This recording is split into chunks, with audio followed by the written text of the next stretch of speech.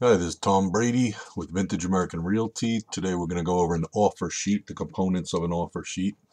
This is the company one, but you might use a different one. Make sure it's a non-binding one. The one that MLS gives you is binding. We don't want that one. We want non-binding, and let the attorneys look at it. Okay, it'll form the basis of the contract. So if you submit an offer sheet and then they count during that, you want to end up with the one that has the final terms that were accepted, okay, because that'll be the basis for the contract. So it's pretty self-explanatory. To date, name of the purchasers, name of the sellers. Name of the sellers you can get off the MLS listing. Towards the bottom it'll say owner. Okay, you can just put the last name, is fine. Okay, now the undersigned buyers offer to purchase real property owned by the seller located at. Put the address here and then put the MLS number in case there's a mistake somewhere. So you want to put the address and the MLS number. Okay, so now these are the terms. Okay, the purchase price, that's the total price of the offer that was accepted. Down payment at contract, this would also be called binder money. This is what they would stand to lose if they just walked away from the deal with no reason. Okay, so that's down at contract. When the buyers go to sign the contract, they'll bring their form of payment for the attorney, for the down payment at contract.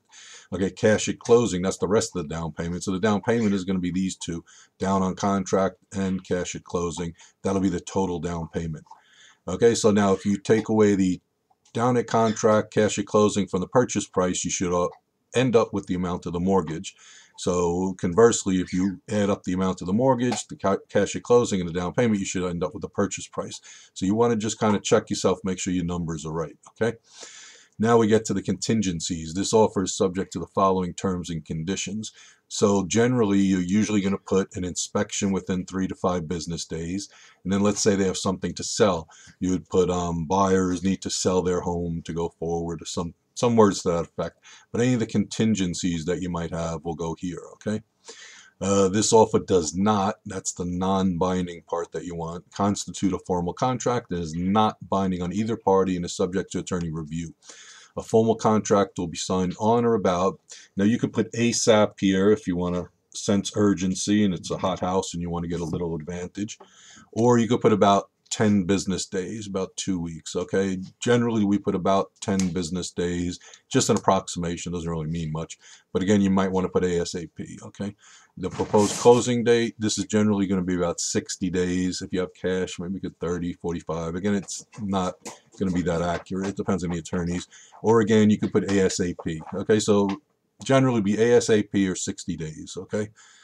Purchase price includes, this is the percentage commission payable to Vintage American Realty. Make sure you look in the MLS, see what they're offering out to buyers and brokers agents. Let's say you're a buyer's agent and they're not paying buyer's agents, they're only paying brokers agents. You want to settle that before you submit the offer, okay?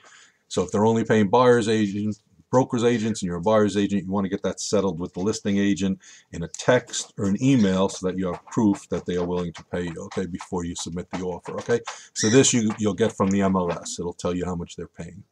Okay, purchaser signature, seller signature, you're never going to get signatures, okay? Might be a rare exception, but in general, they're not going to sign anything, okay? Then it's just self-explanatory. You have the attorney for the purchasers, address, telephone, fax, email. Attorney for the sellers, address, telephone, fax, email. Selling agency would be us, Vintage American Realty. Selling agent would be you, your telephone number, fax, and email. Listing agency, of course, is the agency that listed it. The agent that has it listed, their telephone, their fax, email. So you're the selling agency. Okay, you'll see this in some other forms also. Okay, so that takes care of the offer sheet. You might be using a different one. It'll have the same components though. Okay, thank you for listening.